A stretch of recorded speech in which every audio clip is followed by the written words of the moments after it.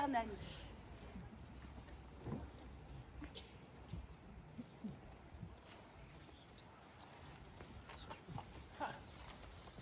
S'il en est ainsi comme cette parure, ton cœur est faux, duchesse, et tu n'es que dorure. Rien n'y manque. Collier, brillant, pendant d'oreilles.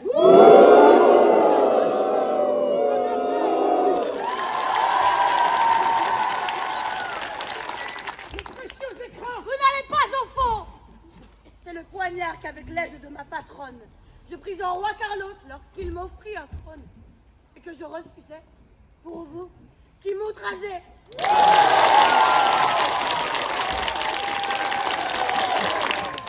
Après tout mon sang pour tes larmes. Hernani, je vous aime et vous pardonne, et n'ai que de l'amour pour vous.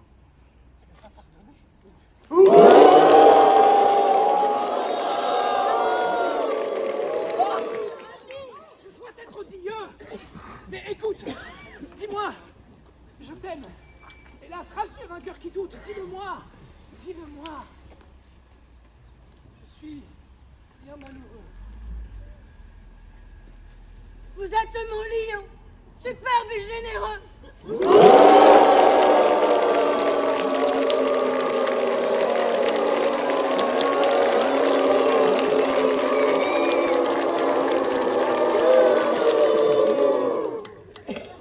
avez entendu ce que j'ai dit? Ah oui, je disais, je sais pas si vous imaginez à quel point c'était difficile pour les interprètes de continuer à jouer avec un brouhaha pareil. C'est à peine si on pouvait entendre 2 vers d'affilée tellement il y avait de bruit dans la salle, en fait. 12 vers. Victor Hugo a écrit dans son journal que la pièce était interrompue environ tous les 12 vers. Ça fait 150 fois par représentation. Et on sait aussi que le 10 mars, au point culminant de la bataille d'Hernani, l'ambiance était tellement violente dans la salle que la police a dû intervenir. La seule chose que Hugo n'a jamais réussi à maîtriser, et ça l'a profondément vexé, c'était les rires intempestifs. Oui, il l'a écrit. À chaque fois que l'hémistiche n'était pas respecté, toute la salle explosait de rire. C'est quasi presque à chaque vers en fait. C'est pareil, vous devez avoir froid, ce n'est rien, qu'on a lu tout à l'heure, toute la salle a explosé de rire. Et ça, pour Victor Hugo, ça détruisait complètement la vision de sa pièce. Parce que c'était pas une comédie qu'il avait écrite. C'était une tragédie romantique. Et vous imaginez, vous êtes en train de jouer et à chaque réplique, un rire moqueur. Ou un rire de gêne. D'incompréhension. Ou un rire cynique.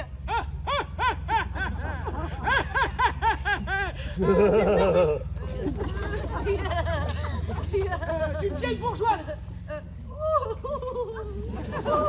Constipée. Un rire terrifié. Un vieux bourgeois. Vieux et asthmatique. Un rire vengeur.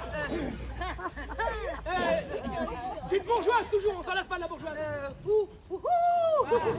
Mais qui aurait chopé la tuberculose?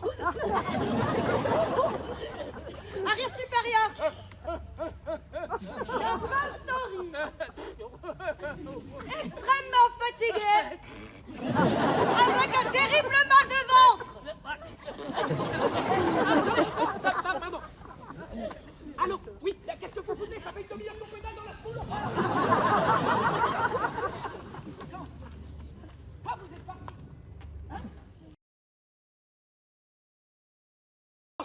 En Espagne, à Saragosse, en 1519, on est dans le château de Don Ruy Gomez. Il est riche, il est duc, il est vieux. Chez Don Ruy Gomez, il y a sa nièce qui habite. Elle s'appelle Doña Sol. Elle est belle, elle est audacieuse et elle est amoureuse. Mais elle n'est pas amoureuse de son oncle et pourtant il veut se marier avec elle. Je t'aime. Elle est amoureuse de Hernani. Il est jeune, il est fougueux et c'est un bandit. Et tous les soirs, il vient la trouver dans sa chambre. Quand son oncle part faire sa petite balade digestive. Oh, mais moi je vais faire ma petite balade digestive. Je pas bien digérer les haricots de mon château, je sais pas pourquoi. Sauf que ce soir-là, dans le placard de la chambre, il y a quelqu'un qui s'est caché. Et c'est Don Carlos, le roi d'Espagne. Il est égocentrique. Il est aussi amoureux de Doña Sol. Et c'est le roi d'Espagne, je l'ai déjà dit. Hernani et Doña Sol sont dans la chambre et flirtent. Madre de Dios, que tout est belle. Et là, il y a le roi qui sort du placard. Ha! Et qui tombe nez à nez avec Hernani. Ben, qu'est-ce que tu fous là? Toi, qu'est-ce que tu fous là? Et là, il y a Don Ruy Gomez qui revient de sa mallette digestive. Oh, mais moi, je reviens de ma petite mallette digestive, ça fait du bien. Oh! Et tout le monde s'engueule. Mais c'est quoi ce bordel? Il y en a combien dans la chambre? C'est bon. Acte 2. Le lendemain, il y a Doña Sol qui a donné rendez-vous à Hernani à sa fenêtre. Sauf que Don Carlos, il a entendu l'heure du rendez-vous. Et donc, il vient à sa place. Et ce qu'on a oublié de dire, c'est que le père de Hernani... Bordel de merde. Voilà, il a été tué par le fan de Don Carlos. Et donc, du coup, Hernani, maintenant, il aggrave le seum parce qu'il a plus un seul rond. Et il vit dans la forêt. Je vis dans la forêt, comme Robin des Bois. Avec ses copains, avec Frère Tuc, avec Petit Jean. Voilà, il mange du chamallow, il joue du pipeau. Il tire à l'arc. Et donc, Hernani, il propose un duel au roi. Mais le roi, il refuse. Parce qu'il pense que Hernani, c'est juste un roturier. Et c'est quoi un roturier? C'est un pauvre gars. Et on va se laisser intimider par un pauvre gars. Sauf que quand il apprend que Hernani, en fait, c'est un grand bandit, et en plus c'est son rival amoureux. Alors le roi, il lance toutes ses troupes sur Hernani. Et donc Hernani, il est obligé de fuir, et il laisse Doña Sol toute seule. Comme une pauvre meuf. Je suis toute seule. Comme une pauvre meuf. Seule. Pauvre meuf. Seule. Meuf. Acte 3. Quelques semaines plus tard, il y a Doña Sol qui est obligée de se marier avec son tonton. On l'a déguisée en sapin de Noël, elle fait la gueule. Et là, il y a Hernani qui arrive et qui lui dit Mais qu'est-ce que tu es en train de foutre, chérie? Mais j'ai pas le choix, chérie. Et là, Don Ruy Gomez arrive et dit Comment ça, chérie? Et là, Don Ruy Gomez, il comprend que c'est un gros cocu. Sauf que le roi arrive. Qui est toujours à la recherche de Hernani pour lui faire la misère. Et là, Don Ruy Gomez, Qui a un peu un devoir d'hospitalité quand même. il met Hernani dans une cachette secrète. Et donc, le roi, pour se venger, il prend Doña Sol et il l'emmène sur son cheval. Hernani, lui, il veut revoir Doña Sol. Doña, où es-tu? Et il veut buter le roi. Et le duc aussi, il veut buter le roi. Donc, il bute pas Hernani, mais il lui dit Bon, d'accord, on peut faire équipe, mais tu vas me faire une promesse. Quand je dis tu meurs. Eh bien, d'accord, muchas gracias. On y va?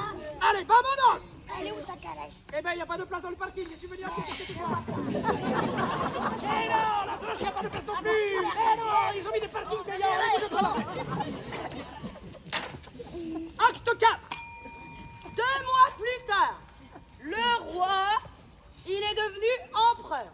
Et il réfléchit devant la tombe de Charlemagne. Alors, je réfléchis devant la tombe de Charlemagne. Mais là, Hernani arrive et il lui dit « Je vais te tuer !» Et là, l'empereur, donc, il dit « Eh oh, dis donc, tu te calmes, je ne suis plus roi, je suis empereur, et du coup, je te fais chevalier. » Ah ben tu sais, moi, à la base, j'étais noble déjà, je m'appelle Jean d'Aragon, et après il y a eu cette petite Ah, embrouille mais oui, avec ton c'est papa. vrai, j'avais oublié. Ton papa, ah, il a été tué par mon papa. Aïe, papa. Mais bon, sans rancune, allez, va, tu peux épouser Doña Sol. Tu es sérieux? Mais oui, je suis sérieux. T'es cool, en fait. Je suis cool, en fait. Mais... Ouais, j'avais compris. Eh ben oui, vas-y, c'est ça qu'il faut faire. Doña, elle a Allez, pris, elle a dit et qu'on moi, peut je se pars marier. faire de Ouf. nouvelles aventures. Ah oui, eh ben on Encore, pourrait c'est faire la une noce. noce. Ah mais oui, c'est la noce. Ah, c'est la noce. C'est la noce. Acte 5. C'est la noce. Doña Sol se redéguise en sapin de Noël. Et tout le monde est très content, surtout Doña Sol et Hernani, vous voyez ce que je veux dire. Sauf Don Ruy Gomez, parce que lui, il est toujours croque-love de Doña Sol. Donc, il arrive en plein milieu de la cérémonie, et il dit à Hernani, « Dis donc, mon petit pote, tu m'avais pas fait une promesse? Si tu vois ce que je veux dire? Quand je dis tu Donc tu meurs et tu meurs maintenant. Ah, Dios mio. Alors, Hernani, il aggrave le seum, mais comme c'est un mec de parole, il s'exécute, donc il chope le poison. Et là, Donia Sol, elle se jette sur lui, elle lui arrache le poison et elle lui dit « Vivant ou mort !» Nous serons notre nuit d'amour. Si vous voyez ce qu'elle veut dire. Allez, Mamour, à la tienne. Attends, mais mi amor, c'est moi qui commence parce que c'était ma promesse, c'est moi qui bois la poison d'abord. Non, c'est moi. Ah, c'est bon. Non, c'est moi. Non, c'est moi. Non, c'est moi. Ah, il l'aurait. Et là, elle surprend tout son monde et elle boit le poison. Donia! Et là, Hernani, il chope le poison et il boit le poison. Hernani!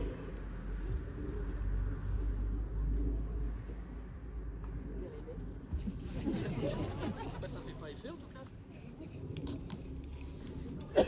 Mais c'est même pas dégueu. Bah, c'est pas dégueu. Il nous un petit goût de cardamome. Je sais pas. Fleur d'oranger. Oh mon Dieu! Oh mon Dieu, Hernani! Le poison a fait effet sur lui, et pas sur moi! Je suis voué à vivre des années tout... Ah non, ça commence à picoter là!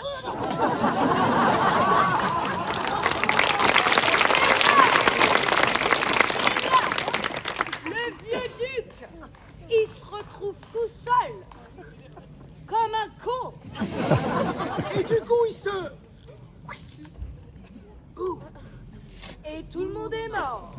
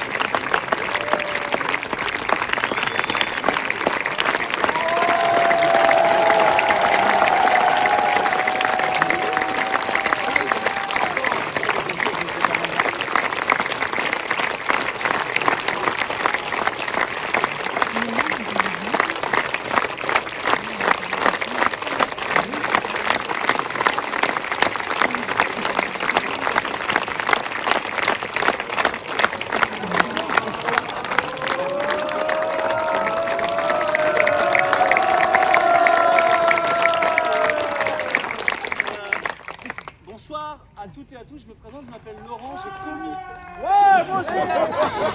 j'ai commis en scène ce spectacle avec Clémence Labattu. C'est une pièce qu'on a commencé à jouer cette année.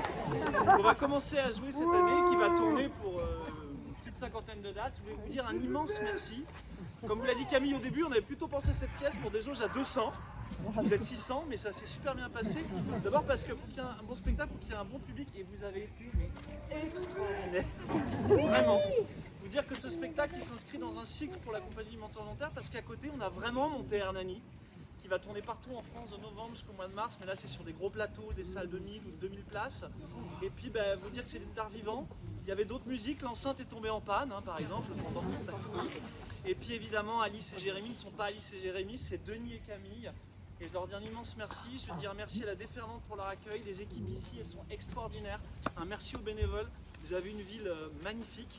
Et vraiment, je vous souhaite une magnifique soirée. Merci d'avoir été avec nous comme vous l'avez été, parce que pour nous, c'est une joie d'avoir un public aussi intelligent et sensible. Merci.